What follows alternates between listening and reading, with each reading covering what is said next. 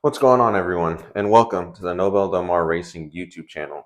So this channel is going to be used to basically document my journey into the world of motorsports. And it will be informational, it will be some entertainment. Hopefully it'll be a solid mix of both. I can do anything from informational videos to what I do on the car, to toolbox tours, to maybe little road trips here and there, so on and so forth. But let's get started. So right behind me, we have one of the main cars, or it's going to be one of the main cars on the channel. This is my 1994 Honda Civic CX hatchback. So this car currently has a B20B and it's supercharged. The supercharger that's on it is off of a 1988 Toyota MR2. It runs about 12 pounds of boost max, and then it settles at around 10 pounds of boost. And it's pretty stout for what it is. It's been together for a little over a year. Well, maybe a year and a half now, closer to 2 years. And it's just been going really, really strong, and hopefully it'll stay that way. I put this car together to be a time attack road course, wheel-to-wheel racing type of vehicle. And I did that because I had an EK Coupe that I built previously, and it was a straight line car. It was quick, it was fun, but I got tired of straight line racing and I wanted to take some corners. So I took this car, which was an old drag car, and I set it up to do road course and time attack. And let me tell you, it's pretty spot on. Back in 2022, we took it up to Lime Rock and Grid Life, and it ran, and it was phenomenal. The corner exit speed with the torque this engine makes is great. I love it. But that's just one of the main vehicles. The other main vehicle is sitting outside on the other side of that garage. It is a 1996 Honda Accord. It's a CD5 Accord. It is a 5-speed F22 B2 engine in it. And the goal for that one is to stay naturally aspirated. We're doing that because, up to this point, I was basically boosting everything that I had. A little bit of a boost junkie, love boost, whether it be turbocharged, supercharged. Not a fan of nitrous. Bottles are for babies, but that's my own input. So that Accord is hopefully going to be staying NA. If I can get 200 to 250 wheel naturally aspirated out of it, that'd be phenomenal. And it's also going to be set up for road course, time attack, wheel-to-wheel racing type of stuff. Right now, she's not the prettiest to look at because it's barely got any clear coat left on it, but that's beside the point. With all that being said, the last vehicle is a 2004 Acura MDX, and that is the tow pig of the group. I basically use that to haul around engines, to tow this car. I'm sure I could tow the Accord with it if I needed to, but it just kind of gets all the grunt work done on this channel. It's got 230,000 miles, and it's still on the original engine, original transmission, which is impressive for what that is. It is lifted a little bit, and it's got some coolers up front, but other than that, that's all that's done to it. Just a utility vehicle, gets us from point A to point B and gets whatever we're carrying from point A to point B. That being said, hope you all enjoy the channel. Let's move on. All right, so in this first video, I'd kind of just like to go over the 94 Civic hatch here, the EG hatch. So this EG hatch, as I said before, has a bone stock low compression B20B. So the compression on this B20B is 8.8 to 1 instead of the 9 point whatever compression the high comp B20Bs are, the 9.2, 9.6 B20s. And as I said, it does have the SC12 supercharger on it off of a 1988 Toyota MR2. And it works really, really well. This setup, as it sits, peaks at 12 pounds of boost and settles at about 10, which is great. The torque for this thing is amazing. The corner exit speeds, like I said, are amazing because it can just pull itself right out. It does have an LSD because we do have an Integra GSR transmission in it with an M Factory LSD. So, moving on, we've got FIC 775cc injectors in it. That's all we really need. We've got an Aeromotive fuel pressure regulator just chilling right there. We've got that Skunk 2 Pro Series intake manifold, the tile wastegate. The header's from eBay. It's been Cerakoted, but it's an eBay header because I cut it up to V-band it to the exhaust that was already on the car because I already had a 3-inch exhaust on the car from when it was turbo. So I just wanted this header to mate up to that with no issue at all, and it does. Keeping this thing cool we've got a coil rad radiator, dual row radiator with that Circuit Hero cap.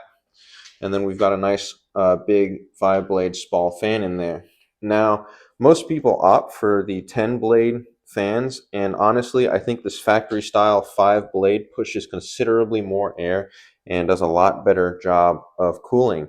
And we do have a shroud on this radiator that I made as well. So, with that being said, let's keep on moving. We do have Koni ground control coilovers on it. You have the four-port battery style catch can on it. We got 2 that vent over to this level 7 performance oil cap. And then there's 2 more down at the bottom. And Speed Factory Racing, I believe, makes the adapters for those ports down at the bottom of the block so that we can vent the crankcase that way as well. Next, if we move on, we've got the Race Quip 5-point harness in there with the Corbeau seats. This car does have a half cage in it. As you can see, the battery box is back there. You can kind of see it, not really, but it's back there. It's got a kill switch back there as well. Nothing too serious going on in the back or in the inside. Grip Royal steering wheel, AEM gauges, yada, yada, yada. Hybrid shift knob, B&M short shifter. Innovative shift linkage for a B-Series swap and an EG. And that's really about it. This car's not too complex. It's not too complicated. It's not some crazy overbuilt custom build, which, I mean, honestly, it is better to overbuild something so that it is more reliable than not. But in my opinion, a really simple street setup or OEM plus setup is the way to go with a road course and time attack build. And I'm happy to tell you guys why. I think that a stock setup is the best way to go with a road course time attack race heavy build. This car is you know, a track and street car. I do drive it on the street as much as I can, but close to stock setup is honestly the best way to go in my personal opinion. I say that to say this because it's really easy to take that stock B20B out and find another B20B equivalent and then swap it back in there. It's really not that big of a pain in this car as I have it set up, and being efficient as possible is literally the name of the game when it comes to time attack road course wheel-to-wheel racing. When it comes to road course racing, we'll just leave it at that. And with that being said, you know, it takes me, if I'm pushing it, about 45 minutes to an hour to have engine and transmission on the ground in this car. It takes about 10 to 15 minutes by itself to remove the supercharger, but I, you know, engineered everything in the way so that it's really easy to work on. It's really efficient, and I can do it as, you know, a team of one basically, because I'm the only one here turning the wrenches on this car when I do go out. So I had to make everything as efficient as possible. I know I've been talking about how great this setup is the whole time, but it does have its downsides as well. This is a hatchback, as you can clearly see, which is great. It's one of the lightest chassis, and it's most often used in straight line racing, drag racing, and that's because it is one of the lightest chassis. Now, for road course driving, it's really not one of the better chassis. The better chassis, in my opinion, is a sedan or a coupe. Why? Because it actually has weight over the rear end of the car. The hatchbacks, whether it be an EG or an EK or even an EF, I think, you cannot get the back end to stay behind you. It wants to oversteer. The back end wants to swing out every chance it gets. You'll hardly ever push the front end. It'll never understeer, but oversteer is really, really, you know, it runs rampant in these things. So if you lift off really quickly, so lift off oversteer, 100% a reality in this car. If you even just take a corner too quickly, that back end will come around to meet you. And usually people remedy that issue in these cars by putting a big wing on the back, and everybody makes fun. Oh, you put a big wing on the back of a front wheel drive car. It's got no downforce. Blah, blah. Well, the hatchbacks actually need the downforce so that it can keep the rear end in line. It makes a world of difference. I would love to do that setup on this one. I'm trying to figure out a way to engineer it so that I can still have access to the rear hatch easily. So it would have to be something with pins or something like that, you know, a two-piece deal that one comes up with the glass and one lays down with the tailgate. But I mean, other than that, it is a good handling car. It drives like it's on rails. Other than that, that is the only issue when trying to push this chassis and drive it hard, or maybe any hatchback in general. The last time I weighed this car, it was around, you know, 1934, 1950, somewhere in that neighborhood. It was just under 2,000 pounds without me in it. That was the last time I weighed it. Don't know how much it weighs as it sits right now. It's probably a little more than that, right at 2,000 pounds, maybe 21, 22 with me in it. It really does not weigh anything at all. I push this thing around like it's nothing. So that's just one of the biggest downsides to the hatchback chassis, or the hatchback, yeah, the hatchback chassis of the Civic. It's you can't keep the rear end in line, and that's its biggest downfall, in my opinion. So before we bring this video to a close, I would also just like to mention the things you can learn when diving into building, you know, a project car or getting into the world of motorsports in general, because it stems from everything from sales to fabrication. There's a wide variety of things that you can do inside the world of motorsports and the automotive industry. With that being said, this chassis here, I had to learn how to weld because I fabricated those brackets and engineered that myself.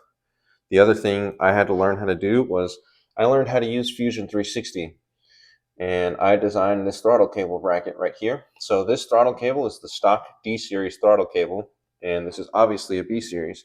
Well, that stock throttle cable is, I believe, too long for the B series. You can, yes, just get a B series throttle cable and remedy the issue and bracket and remedy the issue that way. But I wanted to learn something new, and I always take it upon myself to challenge myself to learn something new as often as I can, because to me, I treat every day as a school day. So I want to learn something every day if I can. These pieces right here is what was originally on the car, which, you know, props to the previous owner getting it to work, but I wanted it to look better than this. Here's my spare one, just in case. As you can see, took some time, designed it in Fusion 360, if it'll focus, like I said. And then here it is, an actual part. There we go. It was really neat to see the entire process from start to finish, from, you know, designing it out on the computer and then sending it. I use Send Cut Send. That's what I used. And then they sent me that finished part already folded. I just had to weld up the little corner that is right there. I don't know if you can see it, but that little corner right there, I welded it.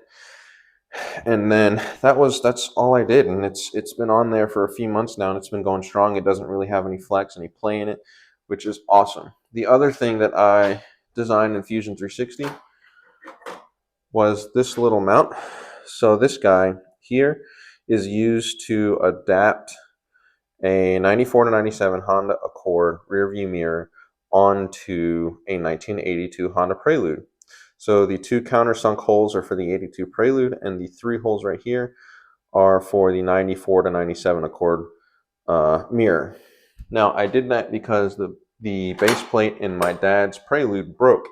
So he had an extra mirror for a 94 and 97 Accord, and I made the adapter bracket. Simple as that. And it's really nice to be able to produce my own parts and my own solutions to the problems that I have. Ready?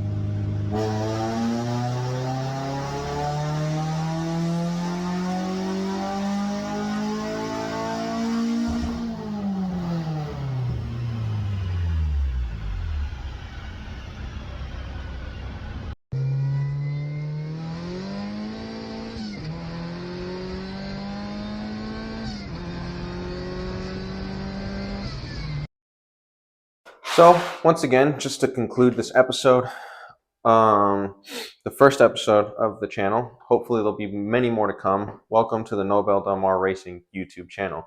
Please comment below of what you would like to see, if you'd like to see this format or a vlog format or what have you. And to end this video, I'd just like to say that do whatever you can to support your local car community and car enthusiasts and keep the spirit of racing alive.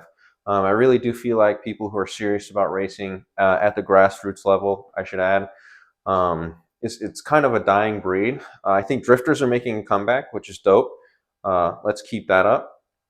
So now let's get back into SCCA or maybe even some NASA, HPDE type of events. I know it's expensive and that kind of stinks. I'll kind of, break down the budget and do that type of stuff when I get back into it. But for now, this is the first car of the channel. Next week, we should introduce either the '04 MDX or the '96 Accord. We'll see which one it's going to be. Haven't decided yet, but hopefully you enjoyed this video.